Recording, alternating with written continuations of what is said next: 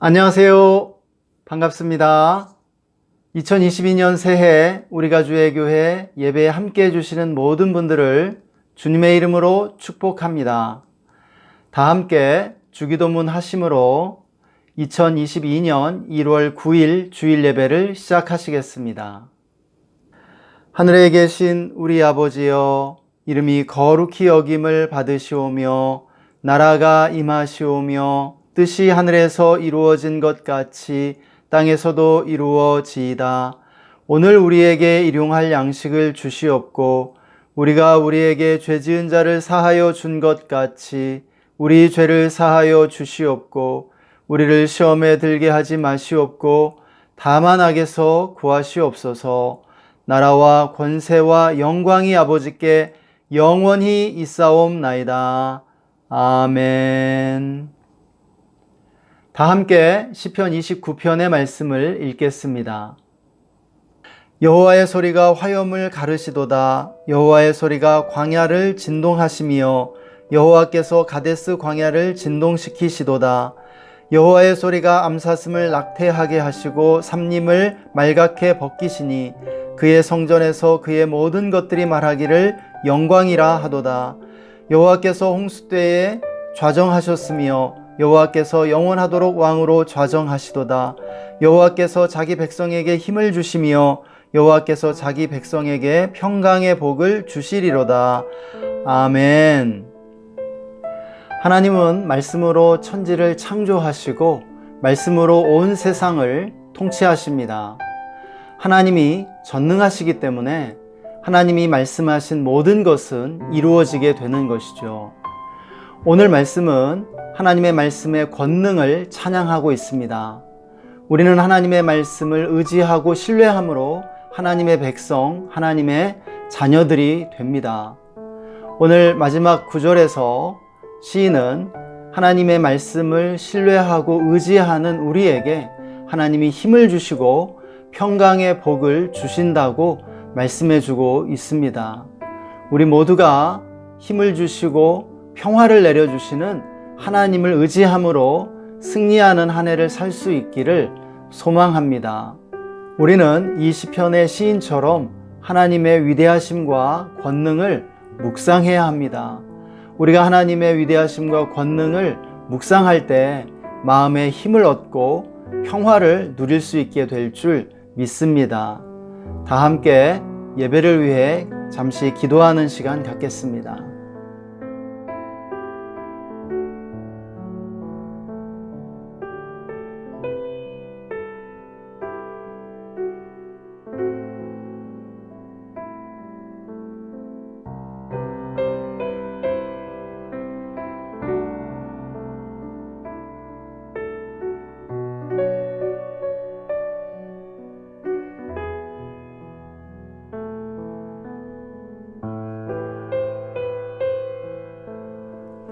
하나님, 하나님의 위대하심과 권능을 찬양합니다.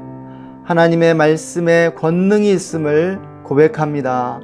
하나님의 말씀을 의지하고 신뢰하는 우리에게 하나님이 힘을 주시고 평강의 복을 더해 주실 줄 믿고 감사드립니다.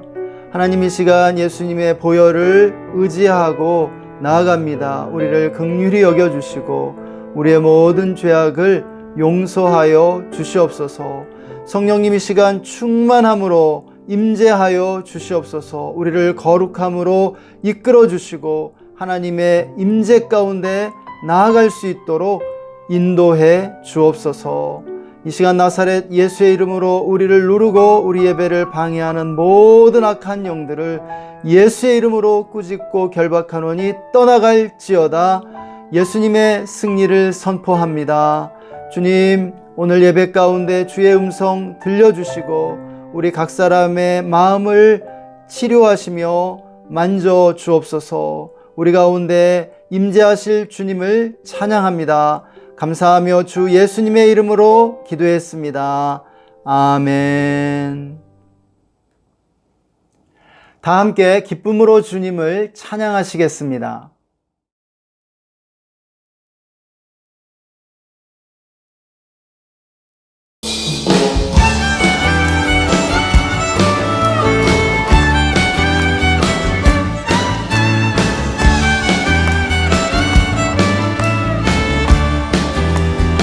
주의 자비가 내려와 주의 자비가 봄비같이 주의 자비가 내려와 나를 덮네.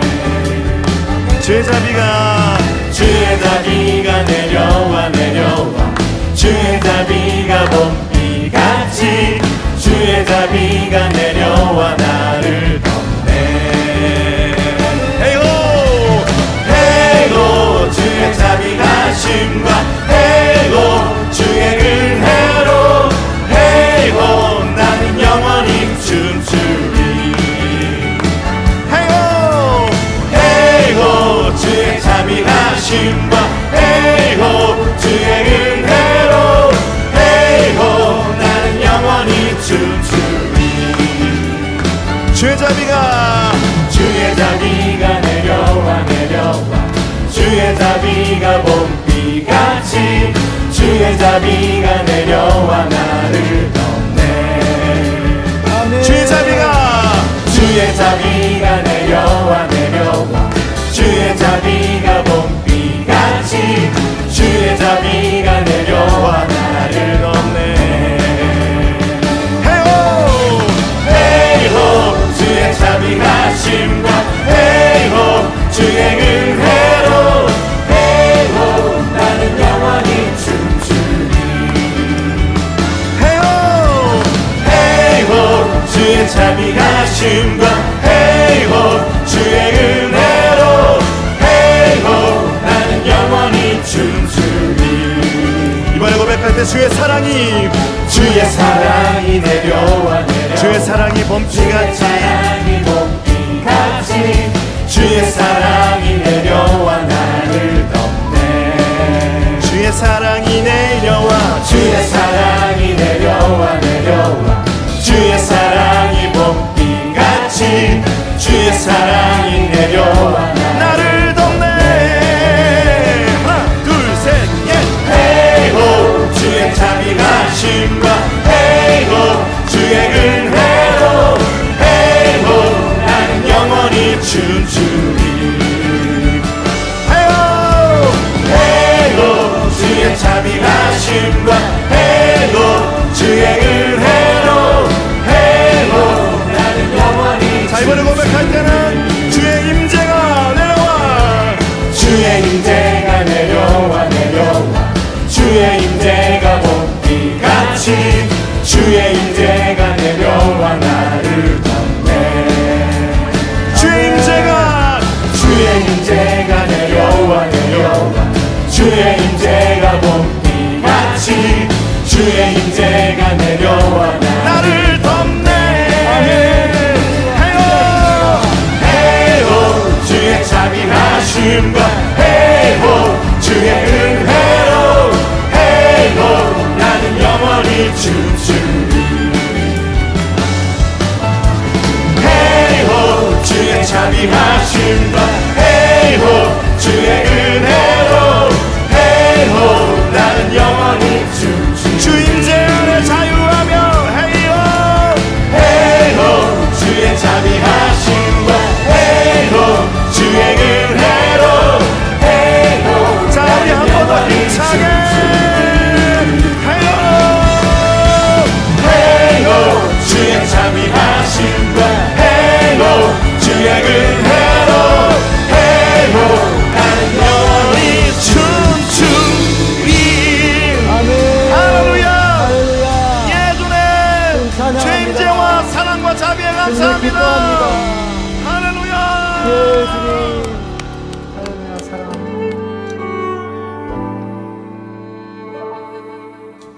선하신 목자 날 사랑하는 분 주 인도하는 곳 따라가리. 주의 말씀을 나 듣기 위하여 주 인도하는 곳 가려네. 아멘. 선하신 목자 날 사랑하는 분 주 인도하는 곳 따라가리. 주의 말씀을 나 듣기 위하여 주 인도하는 곳 가려해. 나를 푸른 초장과 쉴만한 물가로 내 선하신 목자 날 인도해. 험한 산과 골짜기로 내가 다닐지라도 내 선하신 목자 날 인도해. 아멘. 주님 나를 인도하십니다. 예. 선하신 목자 날 사랑하는 분, 날 사랑하는 분, 주 인도하는 곳 따라가리. 주의 말씀을 나 듣기 위하여 주 인도하는 곳 가려해. 한 번 더 고백할까요? 선하신 목자, 선하신 목자 날 사랑하는 분, 주 인도하는 곳 따라가리. 주의 말씀을 나 듣기 위하여 주 인도하는 곳 가려네. 나를 푸른 초장과 나를 푸른 초장과 쉴만한 물가로 내 선하신 목자 날 인도해.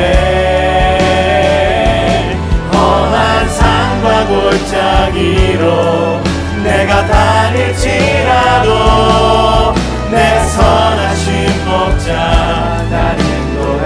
나를 푸른 초장과 나를 푸른 초장과 쉴만한 물가로 내 선하신 목자 날 인도해. 험한 산과 골짜기로 내가 다닐지라도 내 선하신 목자 날 인도해. 할렐루야. 아멘. 주님 여호와는 나의 목자시니 내가 부족함이 없으리로다. 할렐루야.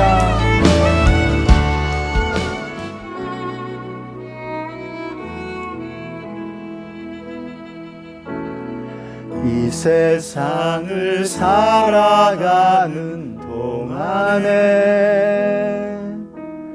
나의 힘을 의지할 수 없으니 기도하고 낙심하지 말 것은 주께서 참 소망이 되심이라. 하나님의 꿈이 나의 비전이 되고 예수님의 성품이 나의 인격이 되고 성령님의 권능이 나의 능력이 되길 원하고 바라고 기도합니다. 아멘. 아멘. 이 세상을 살아가는 동안에 나의 힘을 의지할 수 없으니 기도하고 낙심하지 말 것은 주께서 참 소망이 되심이라. 하나님의 꿈이 나의 비전이 되고 예수님의 성품이 나의 인격이 되고 성령님의 권능이 나의 능력이 되길 원하고 바라고 우리 주의 길을 걸어가는 동안에 주의 길을 걸어가는 동안에 세상의 것 의지할 수 없으니 세상의 것 의지할 수 없으니 주님께 감사하고 낙심하지 말 것을 주께서 참 기쁨이 되시리라. 하나님의 꿈이 나의 비전이 되고 예수님의 성품이 나의 인격이 되고 성령님의 권능이 나의 능력이 되길 원하고 바라고 기도합니다. 하나님의 꿈이 나의 비전이 되고 예수님의 성품이 나의 인격이 되고 성령님의 권능이 나의 능력이 되길 원하고 바라고 우리 목소리 높여서 하나님의 꿈이 나의 비전이 되고 예수님의 성품이 나의 인격이 되고 성령님의 권능이 나의 능력이 되길 원하고 바라고 기도합니다. 하나님의 꿈이 나의 비전이 되고 예수님의 성품이 나의 인격이 되고 성령님의 권능이 나의 능력이 되길 원하고 바라고 주님을 경배하며 아름다우신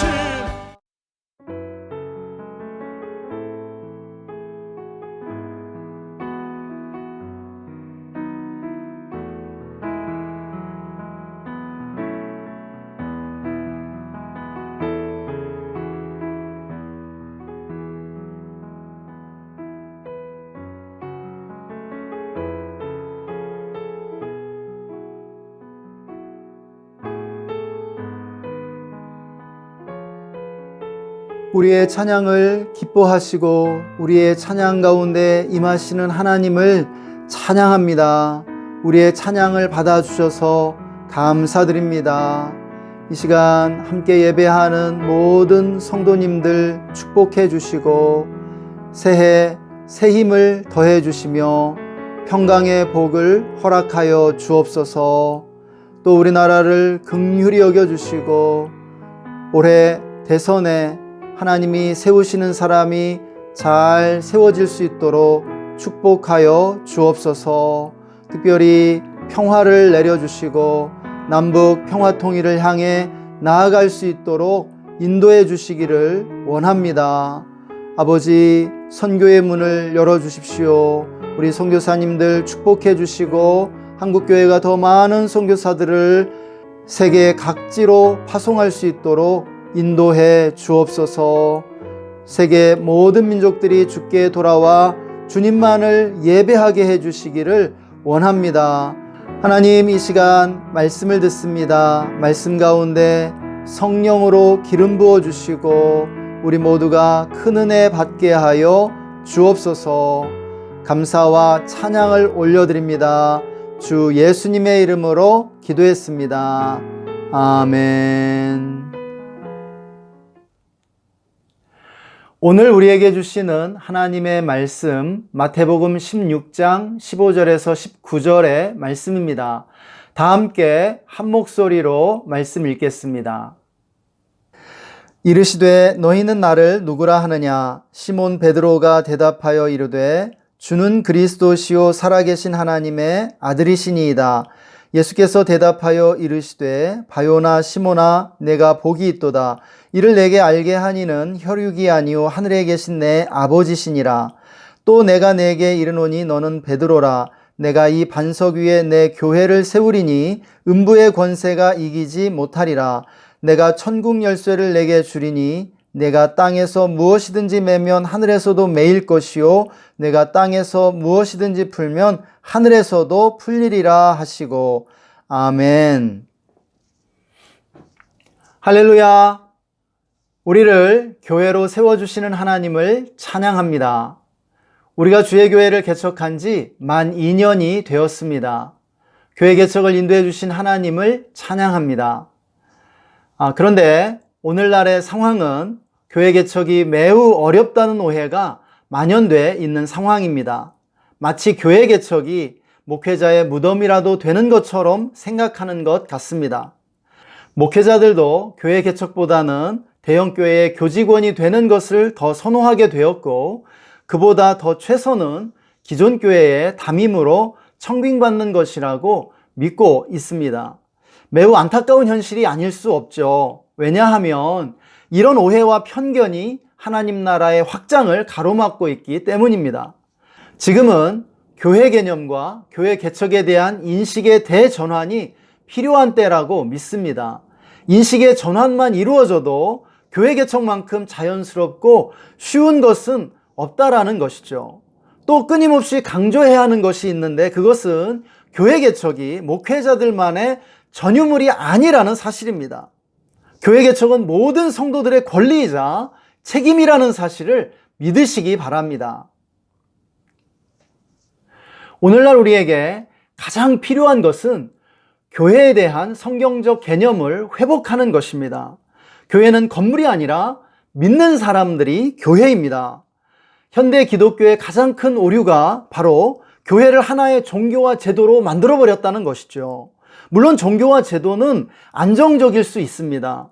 그러나 그것은 서서히 율법주의로 고착될 뿐 아니라 일반 성도들을 수동적 소비자로만 묶어놓는다는 문제가 생깁니다.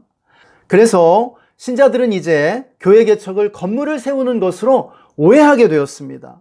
뿐만 아니라 교회 개척에 성공하려면 기존 교회의 재정적 지원과 함께 기존 교인들을 빼내서 데려와야 한다는 믿음을 갖게 되었죠.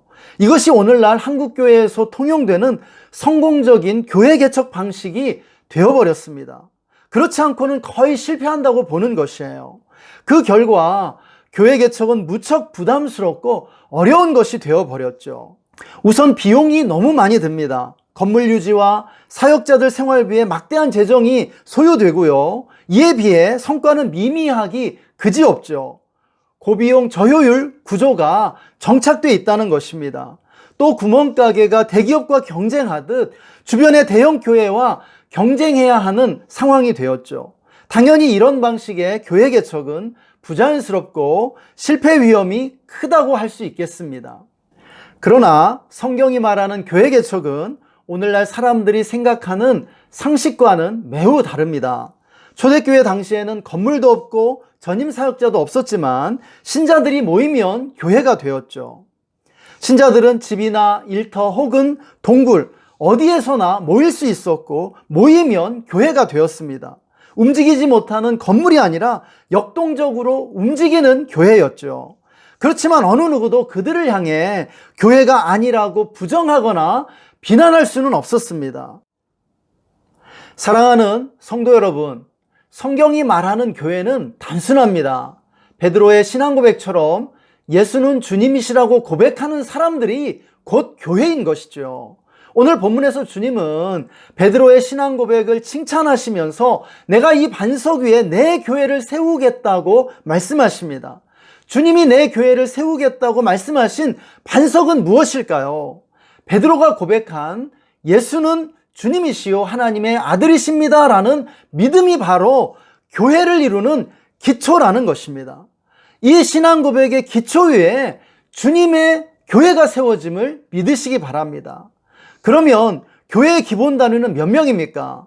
주님은 2-3명이라고 분명하게 말씀해 주셨습니다. 교회는 혼자서는 이룰 수 없고 최소 둘이나 세 명은 필요하다라고 하는 것이죠. 아니, 최소 두세 명만 있어도 교회 개척이 이루어진다라는 것이에요. 마태복음 18장 20절에서 주님은 말씀하시죠. 두세 사람이 내 이름으로 모인 곳에는 나도 그들 중에 있느니라 말씀하셨습니다. 이 말씀을 통해 교회는 두세 사람만 있어도 세워짐을 우리는 알 수 있습니다. 왜냐하면 이 두세 사람 안에 임재하시는 주님이 그들을 교회되게 하시기 때문이에요. 이렇게 우리가 교회를 종교나 제도의 관점이 아니라 성경의 관점에서 이해하게 되면 교회 개척은 이미 우리 모두가 하고 있었고 지금도 쉽고 자연스럽게 이루어지는 일임을 알 수 있게 됩니다. 그렇다면 우리 모두는 교회 개척자입니다. 이 말은 주님이 우리를 교회로 부르셨다는 말과 같은 말입니다. 예수님을 믿고 영접한 사람은 누구나 교회의 일원이 되는 것이죠. 우리는 홀로 신앙생활을 하도록 부르심받은 적이 없다라는 것이에요. 주님은 우리를 고독한 섬이 아니라 공동체가 되도록 부르셨습니다. 교회를 이루도록 하신 것이죠. 그래서 초대교회 이후로 신자들은 믿음을 가진 뒤 자연스럽게 믿음을 공유하는 사람들과 교제를 나누며 교회를 이루게 되었습니다. 그런데 시간이 흘러 기독교 신앙이 공인되고 핍박이 사라지면서 국가의 종교가 되었습니다. 그리고 큰 건물을 세우게 되었고 제도화되었죠. 성직자 계급이 생겨나고 성직자들이 종교적 업무를 전담하게 된 것이에요. 이러한 흐름이 오늘날까지 이어져 온 것이라고 할 수 있겠습니다. 그러나 성경적으로 생각해 보십시다. 교회가 건물이 있어야 하고 목회자가 있어야만 세워지는 것일까요? 그렇지 않다라는 것이죠. 교회는 어디에 있습니까? 교회는 예수를 구주로 믿는 사람이 있는 곳이면 그곳이 어디든 장소를 불문하고 존재하고 있다는 것이에요. 신자들 두세 사람이 모인 곳이라면 그곳이 어디든 가정에도 직장에도 카페나 지하철에도 있을 수 있는 것이죠. 다르게 말하면 믿는 내가 어느 곳에 있든 나는 교회를 개척하게 되어 있다는 말씀입니다. 우리 모두가 교회를 개척하고 있다는 사실을 이해하기 위해 교회는 성도의 교제권이라는 개념을 이해해야 합니다. 교제권은 교회에 대한 가장 중요한 개념 중에 하나입니다. 우리 모두는 친밀한 우정을 나누는 교제 네트워크를 가지고 있습니다. 여러 개 가지고 있죠. 그런데 그 중에서 신앙으로 형성된 교제권이 바로 교회라는 것이에요. 구체적인 예를 하나 들어보겠습니다. 제가 사역했던 수원중앙교회는 1만 명의 성도가 모이는 교회죠. 중앙교회 성도들은 중앙교회라는 단일한 정체성을 가진 교회에 소속감을 가지고 계시는 분들입니다. 그런데 이 1만 명 전부가 단일한 하나의 교회라고 생각한다면 큰 오산이죠. 왜냐하면 중앙교회에서 열심히 신앙생활하는 성도들조차 교회 안에서 친밀한 교제를 나누는 사람이 50명을 넘기가 대단히 어렵기 때문입니다. 그러면 1만 명이 소속된 중앙교회는 어떻게 이루어진 것일까요? 그것은 각 성도들이 형성하고 있는 수많은 교제권들이 모여서 이루어져 있는 것이라고 할 수 있는 것이죠. 무슨 말이냐면 중앙교회 성도들은 모두 중앙교회 안에 자기만의 교제권, 즉 자기만의 교회가 따로 있다는 말씀입니다. 만나고 교제하며 위로하고 위로받는 친밀한 내적 공동체가 각기 따로 있다는 것이죠. 이것은 각 사람이 속한 진짜 교회 또는 나만의 교회라고 할 수 있겠습니다. 그래서 이것을 이해하지 못하는 분들은 교회에서 굉장히 힘들어하기도 합니다. 교회에서 다른 사람들과 어울리고 싶고 교제권에 끼고 싶은데 벽을 느끼게 된다라는 것이에요. 소외감을 느끼는 것이죠. 왜 그렇습니까? 원래 교제권이 쉽게 형성되는 것이 아니기 때문이죠. 안무하거나 친구가 되는 것은 아니지 않습니까? 나이가 들수록 친구 되기가 얼마나 어렵습니까? 교제권은 이렇게 친밀한 관계인 동시에 배타적 성격을 띠는 것이에요. 우리가 이렇게 교회를 교제권으로 생각하게 되면 교회 개척이 왜 자연스럽게 일어나고 있는지를 이해할 수 있게 됩니다. 그리고 기존 대형교회에 다닌다 해도 그 안에서 교회를 개척해야 함을 알 수 있게 되죠. 왜 그렇습니까? 좀 전에 말씀드린 것처럼 교제에 끼지 못해 서운함을 느끼는 사람들, 관계의 벽을 느끼는 사람들은 사실 자기의 교회를 개척해야 합니다. 새로운 사람들과 사귀고 교제를 나누기 위해 노력해야 하는 것이죠. 이제는 여러분도 제가 말씀드리는 교회 개척이 소그룹에 참여하고 신앙적으로 통하는 사람들과 교제를 형성하는 일임을 이해하시리라 믿습니다. 제가 경험한 바로는 중앙교회에서 가장 교회 개척을 잘하는 사람들이 바로 청년들입니다. 의외죠. 청년들은 교회 안에서 가장 배타적인 교회를 이루고 있습니다. 그들은 어른들이 끼어드는 것을 허용하지 않고 자기들만 모여서 교제를 나누려고 하죠. 그러나 그들은 쉽게 자기들만의 교제권을 형성하고 만들어가는 것을 볼 수 있습니다. 아마도 교제에 목마르고 외롭기 때문이겠죠. 그러나 그들이 이렇게 사역자 없이도 자기들끼리 잘 모이기 때문에 교회 개척이 쉽게 이루어집니다. 바로 이러한 형태가 교회 개척이라고 말씀드리고 있는 것입니다. 그러므로 이제 여러분의 교회를 개척하시기 바랍니다. 물론 엄밀한 의미에서 나의 교회는 없습니다. 주님의 교회만이 참된 교회죠. 그러나 여러분이 제 말을 오해하지 않으시리라 믿습니다. 주님이 나를 통해 세우시는 교회를 적극적으로 개척해야 한다는 말씀입니다. 이미 앞서 말씀드린 것처럼 우리 모두가 교회 개척자로 부르심받고 있습니다. 또 무엇보다 우리 모두는 나의 교회를 개척해야 할 필요를 가지고 있습니다. 여기서 당신의 교회를 개척해야 할 필요가 있다는 사실을 강조하기 위해 하나의 예를 들고자 합니다. 이것은 하나의 예일 뿐입니다. 얼마 전에 전두환 전 대통령의 아들인 전재용 씨가 목사가 되기 위해 신학 공부를 하고 있다는 사실이 알려졌습니다. 여기서 오해를 피하기 위해 먼저 양해를 구할 필요가 있겠죠. 제가 전두환 씨에 대한 호의를 가진 것은 아니라는 사실입니다. 정치적으로나 역사적으로 이미 평가가 끝난 분을 예로 드는 이유는 이것이 우리 모두에게 교회 개척의 필요성을 말해주고 있기 때문입니다. 오해하지는 말아주시기 바랍니다. 이야기를 계속하자면 전두환 씨 아들이 어느 날 예수님을 만나게 됐고 그리고 목사가 되기로 결심했다는 것이죠. 그런데 그 이유가 무엇이었느냐가 바로 중요한 대목입니다.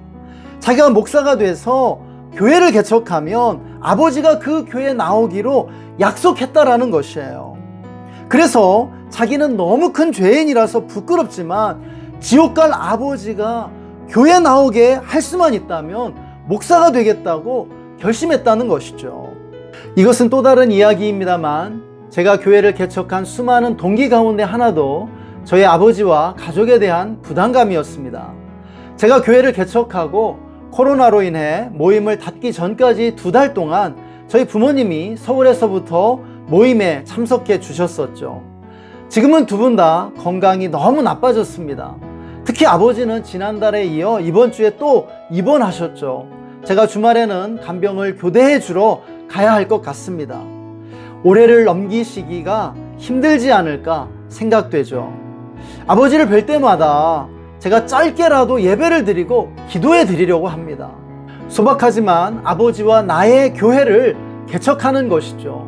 평생 동안 아버지의 구원을 위해 기도해왔던 제 기도에 대한 응답이라고 믿습니다. 사랑하는 여러분, 저나 전재용 씨 같은 경우는 아니더라도 우리에게는 사랑으로 돌봐줘야 할 사람들이 누구에게나 있기 마련입니다. 가족일 수도 있고 친구나 동료일 수도 있겠죠. 그런데 그들 중에는 여러분이 아니고는 신앙이나 예수님을 접할 수 없는 이들이 있습니다. 여러분이기에 교회와 신앙에 대해 열린 마음을 가질 수 있는 사람들이겠죠. 그런데 그들을 꼭 교회라는 건물에 억지로 데려와야 할까요? 그래야 구원받는다고 생각하십니까? 건물교회에 등록하고 헌금 많이 해야 구원받나요? 그렇지 않다라는 것이에요. 여러분이 있는 곳에 주님이 교회를 세워주십니다. 교회라고 이름 붙인 건물에 데려오지 않아도 그들이 있는 곳에 여러분이 감으로 교회가 세워질 수 있다는 말입니다. 얼마나 감사합니까? 요즘에는 제도적 교회에 대한 반감 때문에 교회를 거부하는 분들도 많고 주일에 일을 해야 해서 교회 못 나오는 사람들도 있습니다. 또 건강이 안 좋아서 못 나오시는 분들도 계시죠. 그들이 건물교회에 못 나온다고 하나님이 그들을 거부하실까요? 우리 하나님이 그런 하나님 아닙니다. 하나님이 오히려 그들을 찾아가실 줄 믿으시기 바랍니다. 이제 말씀을 마치려고 합니다. 사랑하는 여러분, 건물과 제도로서의 교회에서 해방되시기 바랍니다. 여러분이 열심히 다니고 있는 그 교회를 떠나라는 말씀이 전혀 아닙니다. 열심히 다니십시오. 다만 건물과 제도로 축소시켜 놓은 그 교회 개념을 깨뜨리라는 말씀입니다. 그 교회 개념의 장벽을 넘어서라는 것이죠. 여러분이 교회입니다. 여러분이 있는 곳에 교회가 세워지고 있습니다. 그래서 여러분의 교회를 개척하십시오. 당신의 교회를 개척하시기를 바랍니다. 성경은 성령을 모신 우리가 바로 성전이라고 명확하게 가르쳐주고 있습니다. 바로 이러한 교회를 이룰 때 건물교회 나오기 싫은 사람들도 우리를 통해 하나님을 만날 수 있고 천국에 들어갈 수 있게 됩니다. 여러분이 만인 제사장들입니다. 여러분에게 목사가 도움은 되겠지만 반드시 필요한 것은 아니에요. 왜냐하면 여러분이 이미 세속의 목사이기 때문입니다.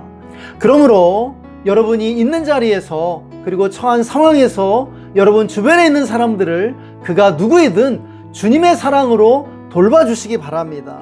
그렇게 할 때 주님이 베드로에게 부탁하신 것처럼 여러분이 주님의 양을 먹이고 돌보는 것임을 믿으시기 바랍니다. 사랑하는 여러분, 하나님의 나라는 우리의 교회 개척을 통해 성장하는 것입니다. 우리 모두가 교회 개척자로서 각자의 교회를 개척할 때 하나님 나라가 세워지는 것이죠. 이제 함께 말씀 묵상하며 잠시 하나님의 음성을 듣는 시간 갖겠습니다. 함께 기도합시다.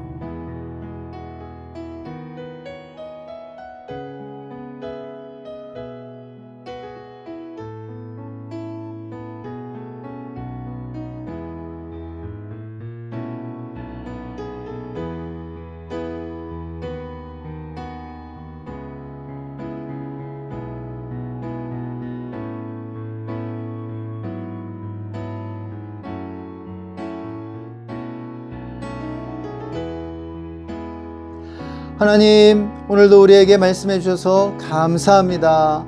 하나님, 우리를 교회 개척자로 불러주심을 찬양합니다.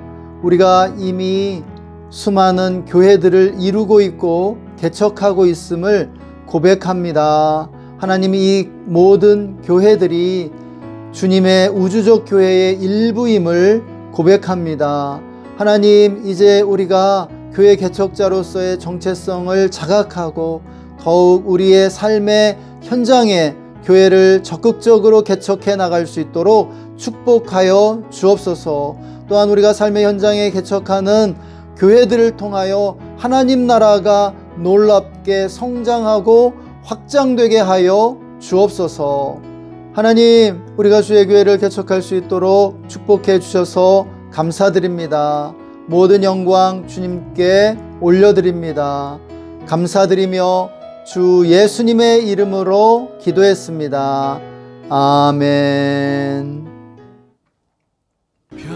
지금은 믿는 도리의 사도이시며 우리들을 당신의 교회로 세워주시는 우리 구주 예수 그리스도의 놀라우신 은혜와 우리가 속한 주님의 교회를 사랑해 주시고 축복해 주시는 하나님 아버지의 영원하신 사랑하심과 교회의 영으로서 교회 가운데 예수님의 생명과 능력을 더해 주시는 성령님의 내주 충만 교통 기름 부으심이 오늘 말씀을 듣고 교회 개척자로서 삶의 현장에 자기의 교회를 개척하기로 다짐하는 모든 성도님들과 그 가정과 직장과 삶의 현장 위에, 그리고 우리가 주의 교회와 우리나라 대한민국 위에 지금으로부터 영원토록 함께 계시기를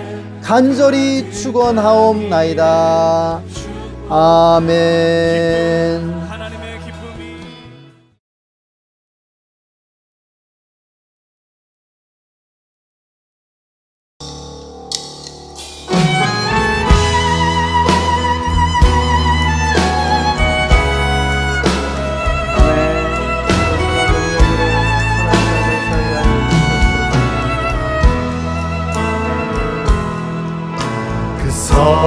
하나님의 고요히 감사하여 그 놀라운 평화를 누리며 나 그대들과 함께 걸어가네. 나 그대들과 한 해를 여네. 지나간 허물 어둠의 날들이 무겁게 내 영혼 짓눌러도 오 주여 우릴 외면치 마시고 약속의 구원을 이루소서. 그 선하님이 우릴 감싸시니 믿음으로 일어나길 기대하네. 주 언제나 우리와 함께 계셔 하루 또 하루가 새로워. 주께서 밝히신 작은 촛불이 어둠을 헤치고 타오르네. 그 빛에 우리 모두 하나 되어 온 누리에 비추게 하소서. 그 선한 힘이 우릴 감싸시니 믿음으로 일어나길 기대하네. 주 언제나 우리와 함께 계셔 하루 또 하루가 새로워. 그 선한 힘이 우릴 감싸시니 믿음으로 일어나길 기대하네. 주 언제나 우리와 함께 계셔 하루 또 하루가 새로워.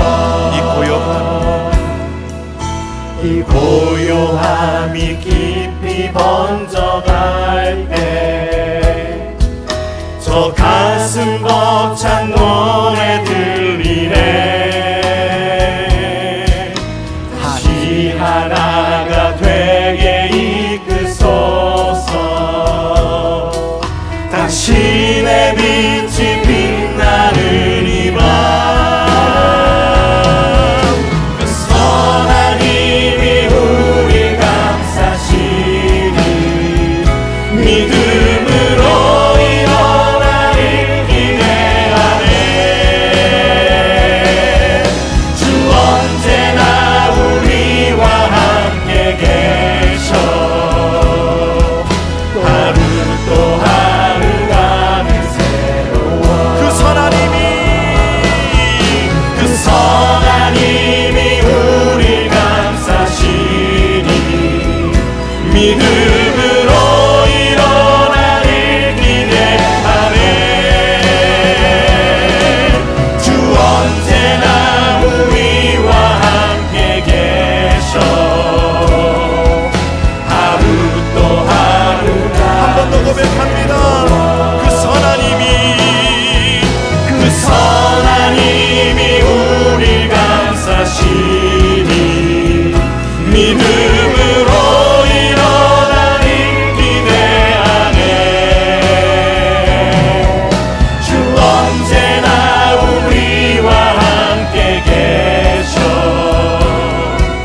하루 또 하루가. 우리의 목소리로 그 선한 힘이 우릴 감싸시니 믿음으로 일어나길 기대하네. 주 언제나 우리와 함께 계셔